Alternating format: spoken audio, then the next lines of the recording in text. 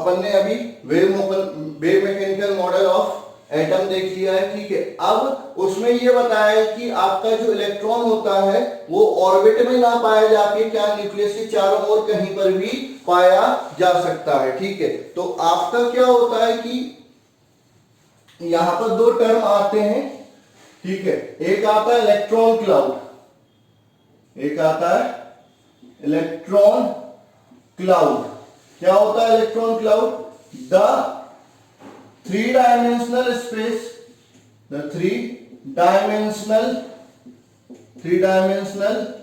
space around the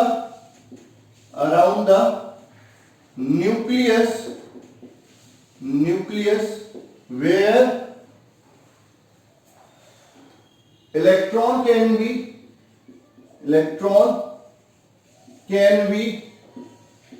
found is known as electron cloud, ठीक है।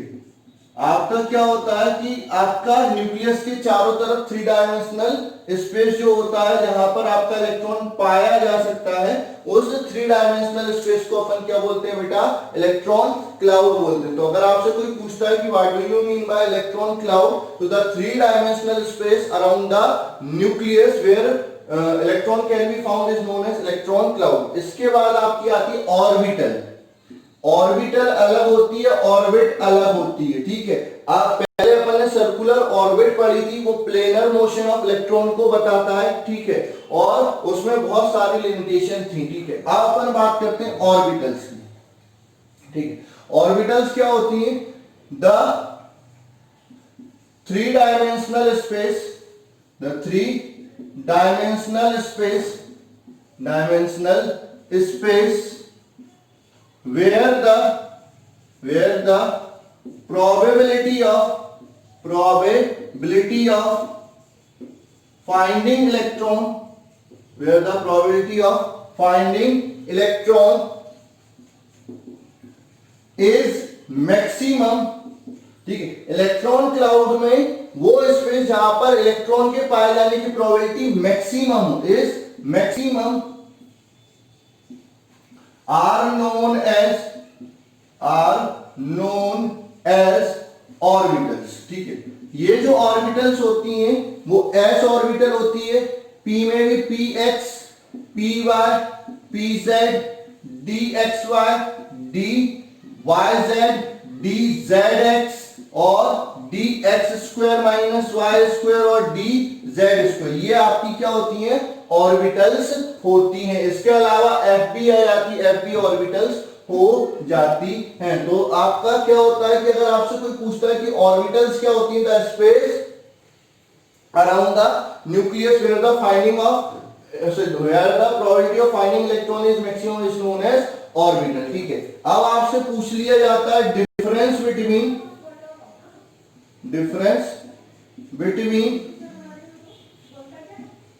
Orbital and orbit. Orbit और orbital में क्या क्या डिफरेंस होता है ये अपन को डिस्कस करना है, ठीक है। तो यहां पर क्या हो जाएगा? यहां पर हो जाएगा ऑर्बिटल, ठीक है, यहां हो जाएगा ऑर्बिट, ठीक है। फर्स्ट पॉइंट आप लिख देंगे ऑर्बिटल में क्या होता है। फर्स्ट पॉइंट में आपका आएगा it is the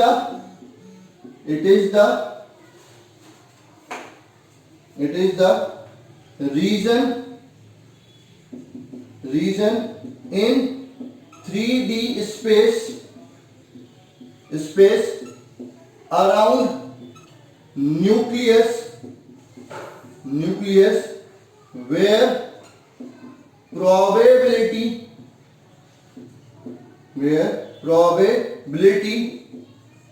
of finding electron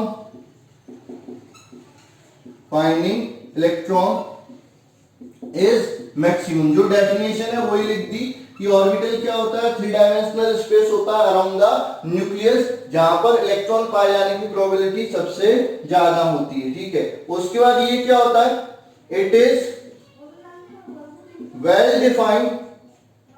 well defined circular circular path around the nucleus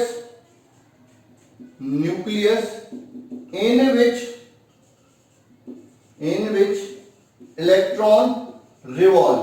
ठीक है, ये बोर ने दिया था, उन्होंने ये बोला था कि इलेक्ट्रॉन क्या करते हैं, सर्कुलर पाथ में मूव करते हैं, इसको क्या बोलते हैं, ऑर्बिट बोलते हैं। ठीक है, तो ये क्या हो जाएगा, वेल डिफाइंड सर्कुलर पाथ हो जाता है जिसमें इलेक्ट्रॉन क्या करता है, रिवॉल्व करता है। ठीक है, उसके बाद सेकंड आता है orbitals are spherical double spherical comma dumbbell shape comma double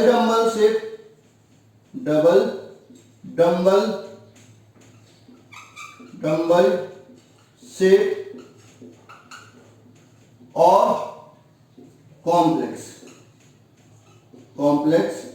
in shape. ठीक है, आपका ये क्या होता है, जो ऑर्बिटल्स होते हैं उनका शेप कैसा होता है, या तो स्फेरिकल हो जाएगा, या फिर डम्बल शेप हो जाएगा, या डबल डम्बल शेप हो जाएगा, या कॉम्प्लेक्स शेप, किसी भी आकार की हो सकती है। ठीक है, while orbits are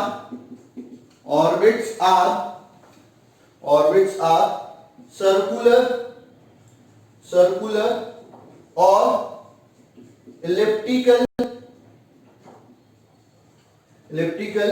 in shape. ठीक है, जबकि जो ऑर्बिट होती हैं उनका शेप या तो सर्कुलर होता है या इलिप्टिकल होता है। तो सर सर्कुलर के बारे में तो बोर ने बताया था, इलिप्टिकल ऑर्बिट के बारे में किसने बताया था, समरफेल्ड ने बताया था। मैंने आपको एक हिंट भी दी थी, समरफेल्ड एटॉमिक मॉडल भी होता है, लेकिन उसको ज्यादातर लोग डिस्कस नहीं करते हैं। उन्होंने क्या बोला था कि जो आपके इलेक्ट्रॉन है वो सर्कुलर ऑर्बिट में रिवॉल्व नहीं करते, बल्कि आपकी इलिप्टिकल ऑर्बिट में रिवॉल्व करते हैं। इसको किसने बताया था, समरफेल्ड ने।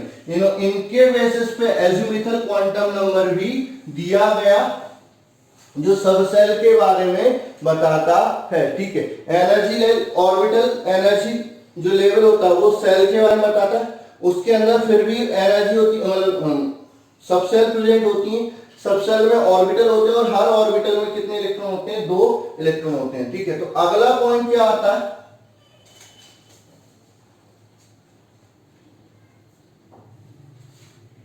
थर्ड आता है, it represent motion of electron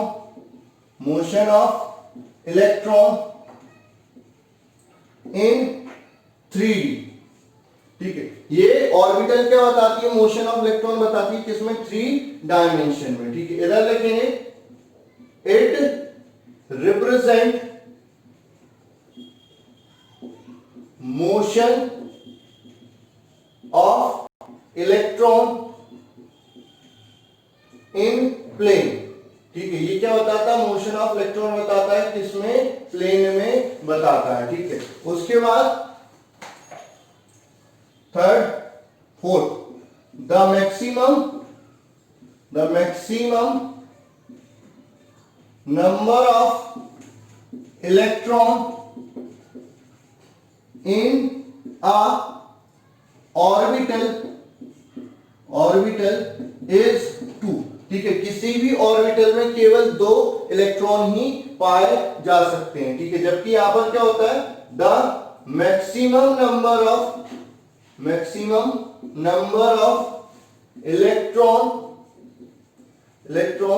in orbit, the maximum number of electron in orbit is given by 2n²। ठीक है, क्या किससे देते हैं, 2n²। n क्या है, नंबर ऑफ ऑर्बिट होती है। पहली ऑर्बिट में कितने इलेक्ट्रॉन होते हैं, 2, दूसरी ऑर्बिट में कितने होते हैं, 8, तीसरी में कितने हो जाते हैं, 18, चौथी में कितने हो जाते हैं, आपके 32 इलेक्ट्रॉन हो जाते हैं। 2, 8, 18, 32, ये आपके मैक्सिमम नंबर ऑफ इलेक्ट्रॉन होते हैं किसी ऑर्बिट में। ऑर्बिटल में कितने मैक्सिमम इलेक्ट्रॉन हो सकते हैं, 2 हो सकते हैं। ठीक है, अब In this Heisenberg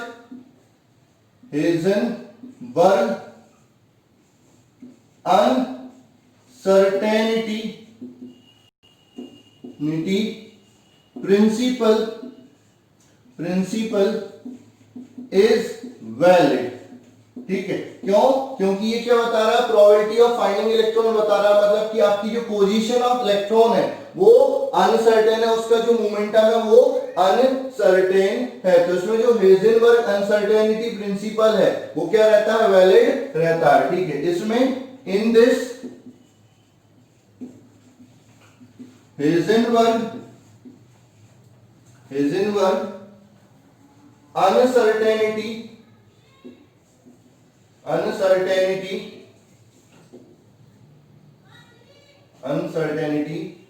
प्रिंसिपल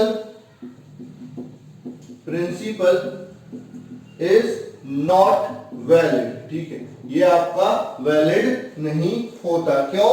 क्योंकि इसमें जो इलेक्ट्रॉन क्या होता है वो एक डेफिनेट सर्कुलर ऑर्बिट में मूव कर रहा है, तो उसका एग्जैक्ट मोमेंटम भी आप निकाल सकते हो और एग्जैक्ट पोजीशन भी निकाल सकते हो। तो ये आपका क्या हो जाता है, वैलिड नहीं रहता है। ठीक है, अब इसके बाद आपका जो अगला टॉपिक आता है वो क्वांटम नंबर्स आता है। क्या आता है? Quantum numbers. ऑर्बिटल के शेप के बारे में डिस्कस करेंगे बाद में, उसके लिए पहले क्वांटम नंबर का पढ़ना जरूरी है। तो पहले अपन क्या डिस्कस कर लेते हैं, क्वांटम नंबर। सारे क्वांटम नंबर नहीं पढ़ेंगे, क्वांटम नंबर होते क्या हैं, वो क्या क्या चीज डिस्क्राइब करते हैं ये पढ़ लेंगे। फिर अगले लेक्चर में हम डिस्कस कर लेंगे कि कौन कौन से क्वांटम नंबर होते हैं, किस क्वांटम नंबर से क्या इंफॉर्मेशन आपको मिलती है, ये सारी चीजें अपन डिस्कस कर लेंगे। ठीक है, तो अगली हेडिंग लिखेंगे क्वांटम नंबर। ठीक है, तो इसमें लिखेंगे the measurement scale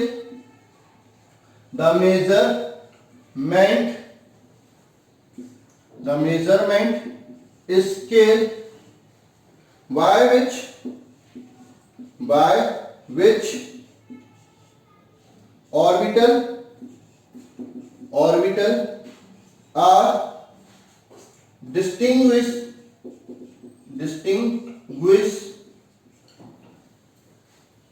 can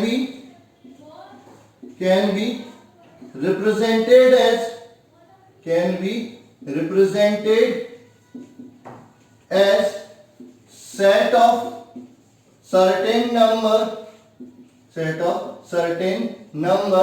are known as quantum numbers। ठीक है, क्या होता है, डिफरेंट ऑर्बिटल्स में। ठीक है, आपका एक ऑर्बिट में तो केवल 2 इलेक्ट्रॉन होते हैं और एटम में कितने सारे इलेक्ट्रॉन पाए जाते हैं, कई सारे इलेक्ट्रॉन पाए जाते हैं। तो एटम के अंदर नंबर ऑफ ऑर्बिटल प्रेजेंट होती है, तो हर ऑर्बिटल को एक दूसरे से डिस्टिंग्विश करने के लिए कुछ नंबर्स का सेट रिक्वायर्ड होता है। उन नंबर्स को हम क्या बोल रहे हैं, क्वांटम नंबर बोल रहे हैं। तो क्वांटम नंबर क्या है, the set of number which differentiate in different orbital is known as quantum number। मतलब ऐसे नंबर का सेट जो क्या करता है, अलग अलग ऑर्बिटल को डिफरेंशिएट कर देता है, उनकी एनर्जी वगैरह को बता देता है, उनको अपन क्या बोलते हैं, क्वांटम नंबर बोलते हैं। ठीक है, उसके बाद इंपॉर्टेंट लिखेंगे these are very important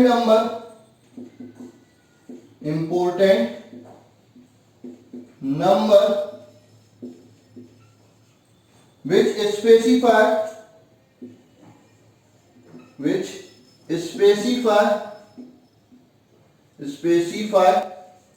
complete information of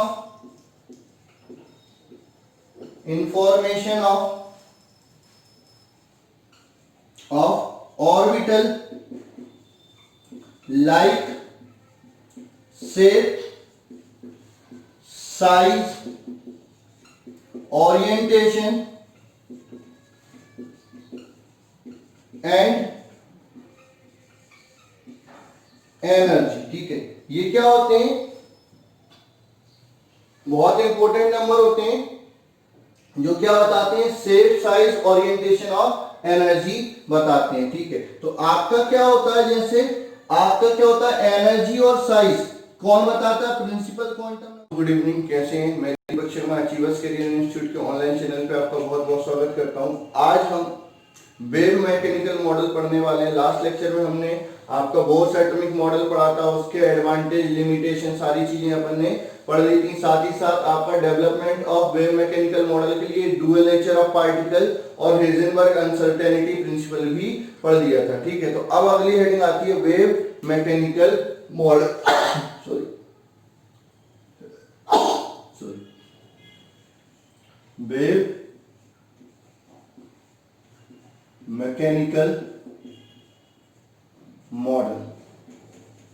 ठीक है, इसको मैं पॉइंट वाइज एक्सप्लेन कर देता हूं, तो जिससे आपको ज्यादा हेल्प मिल जाएगी इसको समझने में, क्योंकि ये मॉडल जनरली आसानी से बच्चों को समझ में नहीं आता है। तो हमारे जो नोट्स हैं उसमें इसको बहुत सिंपल तरीके से अपन ने पॉइंट वाइज इसको एक्सप्लेन किया है, तो उसी पॉइंट के बेसिस में मैं आपको इसको एक्सप्लेन कर देता हूं। तो जो सबसे पहला जो पॉइंट आता है वेव मैकेनिकल मॉडल का, क्या आता है आपका कि the wave mechanical model, the wave mechanical model, the wave mechanical model of atom was developed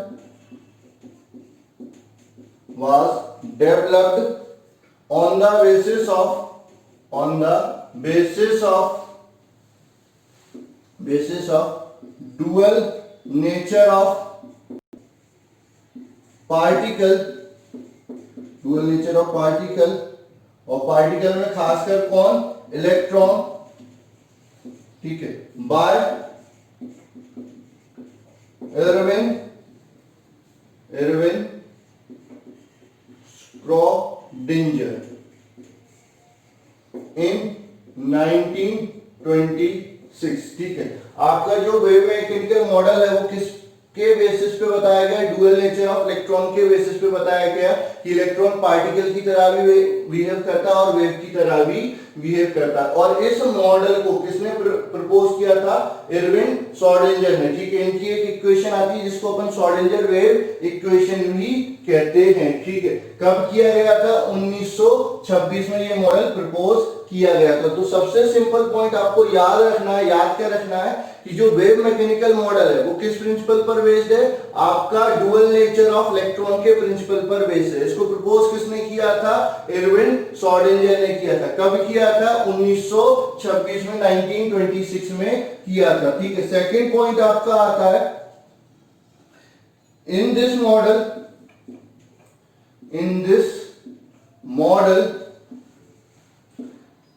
electron is described as three-dimensional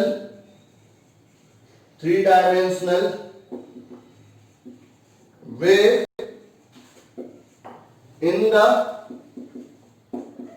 the electric field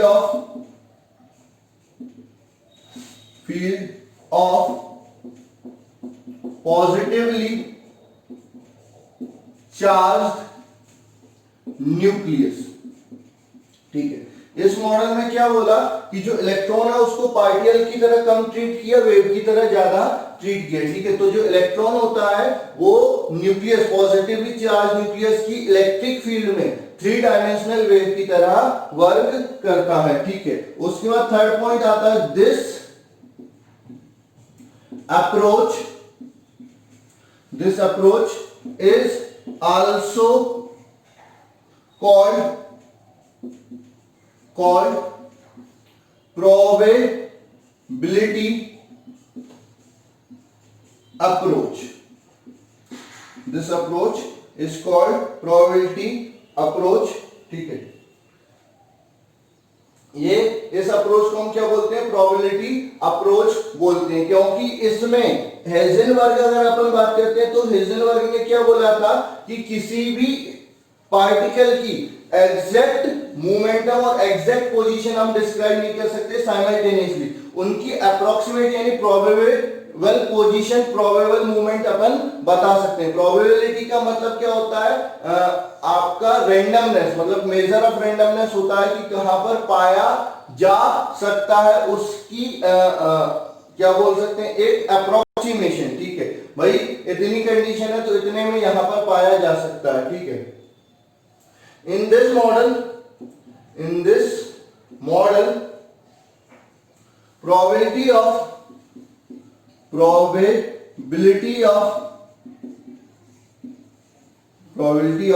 finding electron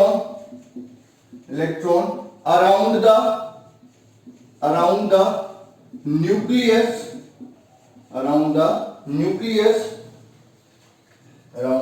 nucleus can be calculated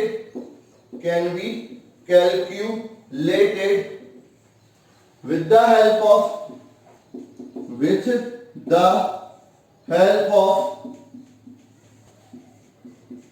Schrödinger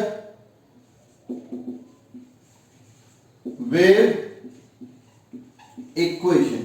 ठीक है, तो उसमें क्या किया गया कि ये जो मॉडल बनाया गया वेव मैकेनिकल मॉडल, इसमें इलेक्ट्रॉन कहां पर पाया जा सकता है, उसकी प्रोबेबिलिटी कितनी होगी कहां पर पाए जाने की, तो वो हम किससे निकालते हैं, श्रोडिंगर वेव इक्वेशन से निकाल लेते हैं। श्रोडिंगर वेव इक्वेशन क्या होती है, d square psi upon d x square या del square psi upon del x square plus d square psi upon d y square plus d square psi upon d z square plus आपका क्या हो जाएगा 8 pi square m upon h square E minus V upon into psi बराबर 0। ये आपका Schrodinger wave equation हो जाता है। ठीक है, वेयर आपको अलग अलग पैरामीटर बताना पड़ेगा, where x y and z are coordinate, are three dimensional coordinate.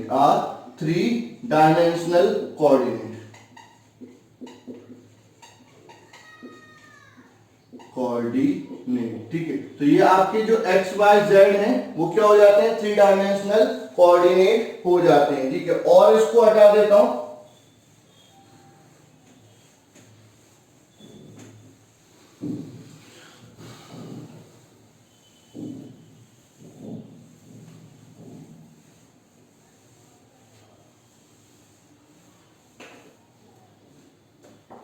ठीक है, एक्स वाई जेड कोऑर्डिनेट हो गए।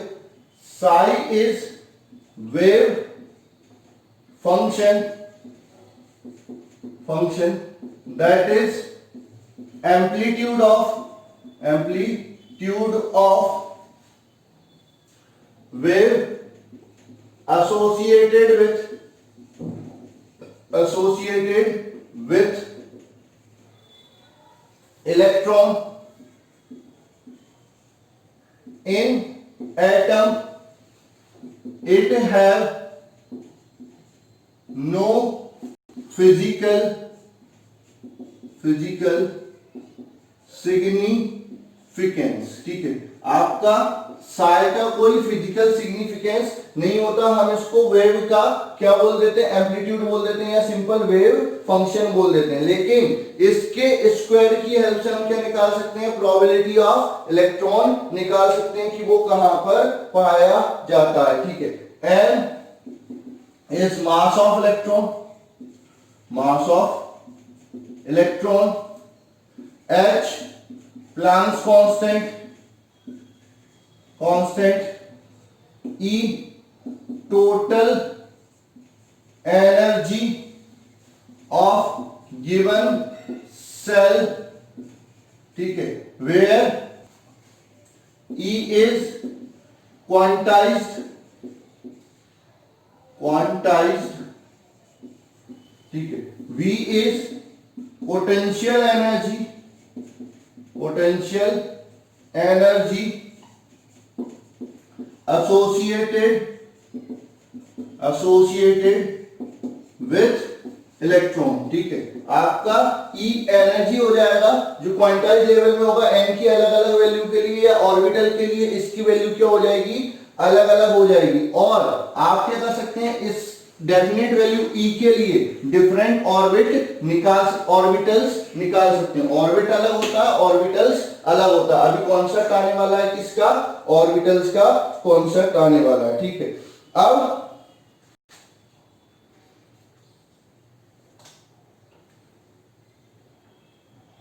ठीक है, अगला पॉइंट आता है the wave function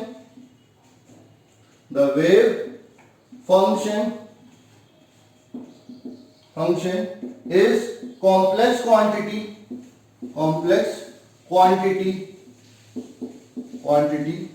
hence cannot be determined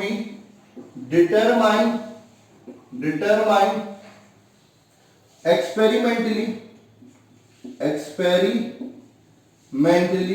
ठीक है। तो इसलिए अपन बोल सकते हैं, जब इसको एक्सपेरिमेंटली डिटरमाइन नहीं कर सकते, इसलिए अपन क्या बोल देते हैं कि इसका फिजिकल सिग्निफिकेंस नहीं है, but can be calculated with the help of suitable mathematical operation, ठीक है। तो अपन इसको क्या कर सकते हैं, एक्सपेरिमेंटली तो डिटरमाइन नहीं कर सकते, लेकिन सुइटेबल मैथमेटिकल ऑपरेशन से अपन इसको क्या कर सकते हैं, कैलकुलेट कर सकते हैं, ठीक है।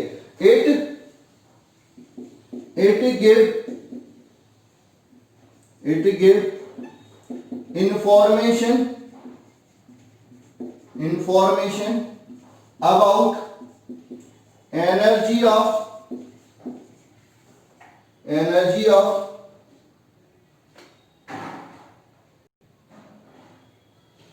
electron, position, momentum and kinetic energy along with potential energy, ठीक है। ये हमको क्या करता है कि किसी भी इलेक्ट्रॉन की energy, position, momentum, kinetic energy, potential energy, इन सब के बारे में इंफॉर्मेशन दे देता है, ठीक है। उसके बाद आपका the quantity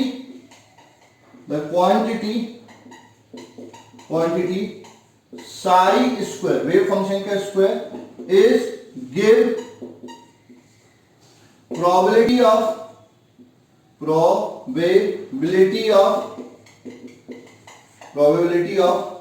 finding electron around the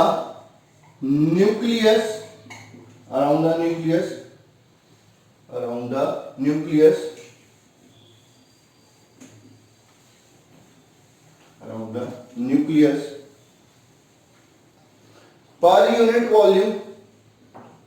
per unit volume, hence it is known as probability density, ठीक है। तो जो साई स्क्वायर क्या होता है, वो आपका न्यूक्लियस के अराउंड इलेक्ट्रॉन के पाए जाने की क्या बताता है, प्रोबेबिलिटी बताता है पर यूनिट वॉल्यूम, इसलिए इसको प्रोबेबिलिटी डेंसिटी कहा जाता है। तो अपन ने क्या बता दिया, शुरुआत से देख लो। सबसे पहले वेव मैकेनिकल मॉडल किस प्रिंसिपल पर बेस्ड रहता है? डुअल नेचर ऑफ इलेक्ट्रॉन के प्रिंसिपल पर बेस्ड रहता है, ठीक है। इसको प्रपोज किसने किया था? अरविंद श्रोडिंगर ने प्रपोज किया था। ये क्या बताता है कि ये डिस्क्राइब करता है कि जो इलेक्ट्रॉन है वो 3 डायमेंशनल वेव के रूप में प्रेजेंट रहता है अराउंड द न्यूक्लियस, ठीक है। उसके बाद इसमें जो इसको प्रोबेबिलिटी अप्रोच भी कहते हैं, क्योंकि ये एग्जैक्ट पोजीशन नहीं बताता। हेजनबर्ग अनसर्टेनिटी प्रिंसिपल से अगर आप जाते हैं तो ये इलेक्ट्रॉन की एग्जैक्ट पोजीशन और एग्जैक्ट मोमेंटम नहीं बताता, वो इलेक्ट्रॉन के पाए जाने की प्रोबेबिलिटी बताता है, ठीक है। उस प्रोबेबिलिटी को हम किससे डिफाइन करते हैं, कैसे निकाल सकते हैं? इक्वेशन से डिस्क्राइब कर सकते हैं। उस इक्वेशन को हम क्या बोलते हैं? श्रोडिंगर वेव इक्वेशन बोलते हैं। श्रोडिंगर वेव इक्वेशन सिंपल है, याद रखना है, del square psi upon del dx square plus del square psi upon dy square plus del square psi upon dz square plus 8 pi square m upon h square bracket में e minus v into psi बराबर 0 हो जाता है, ठीक है। यहाँ पर जो साई है वो वेव फंक्शन होता है या एम्पलीट्यूड होता है किसका?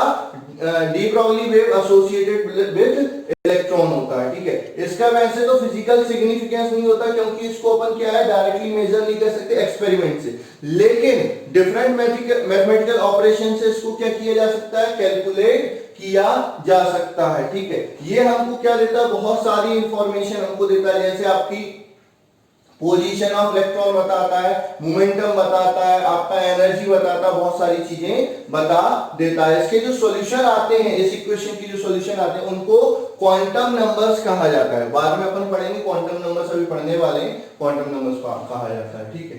अब ये जो आपका जो साई का स्क्वायर होता है, ठीक है, वो आपका क्या देता है? प्रोबेबिलिटी बताता है पर यूनिट वॉल्यूम, किसकी? इलेक्ट्रॉन की। इसको प्रोबेबिलिटी डेंसिटी भी कहा जाता है, ठीक है। तो ये हो गया आपका श्रोडिंगर। तो जो principal quantum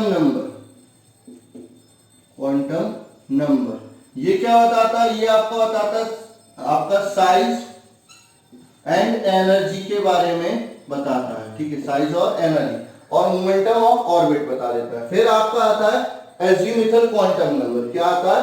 azimuthal quantum number. उसको एंगुलर क्वांटम नंबर भी बोला जा सकता है, ठीक है। उसको क्या बोला जा सकता है? एंगुलर क्वांटम नंबर भी बोला जा सकता है, ठीक है। तो आपका अगला आ जाएगा एजीमुथल क्वांटम नंबर, ठीक है। It describe subshell,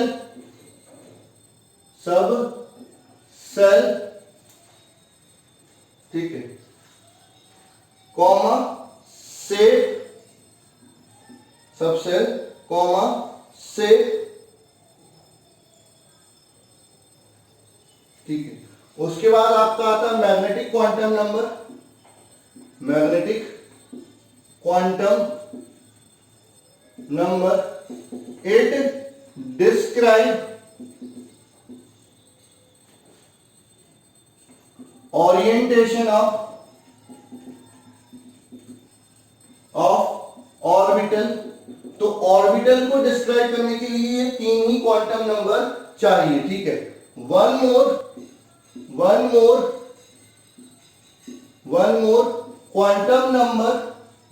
quantum number is required to specify spin of electron in orbital is known as spin quantum number, ठीक है। स्पिन क्वांटम नंबर, ठीक है। तो आपका ये सारे क्वांटम नंबर क्या होते हैं? Solution of Schrodinger wave equation से मिलते हैं। किससे मिलते हैं?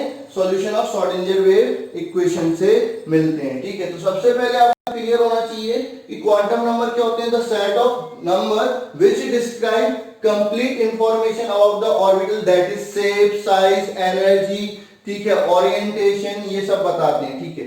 अब किसी भी ऑर्बिटल को कंप्लीटली डिस्क्राइब करने के लिए कितने क्वांटम नंबर चाहिए? 3। ऑर्बिटल को डिस्क्राइब करने के लिए 3, ठीक है। हाँ, इलेक्ट्रॉन को डिस्क्राइब करने के लिए कितने चाहिए? 4। चौथा नंबर जो होता है वो इलेक्ट्रॉन के स्पिन को डिस्क्राइब करता है। कौन कौन से क्वांटम नंबर होते हैं? पहला प्रिंसिपल, दूसरा एजिमुथल जिसको एंगुलर क्वांटम नंबर भी बोलते हैं, तीसरा होता है मैग्नेटिक क्वांटम नंबर और चौथा होता है स्पिन क्वांटम नंबर, ठीक है। इन क्वांटम नंबर को हम डिटेल में अगले लेक्चर में पढ़ेंगे कि ये होता क्या है, किस क्वांटम नंबर से क्या इंफॉर्मेशन मिलती है, ठीक है। तो 2 से 3 2 लेक्चर और लगेंगे, ये चैप्टर आपका खत्म हो जाएगा।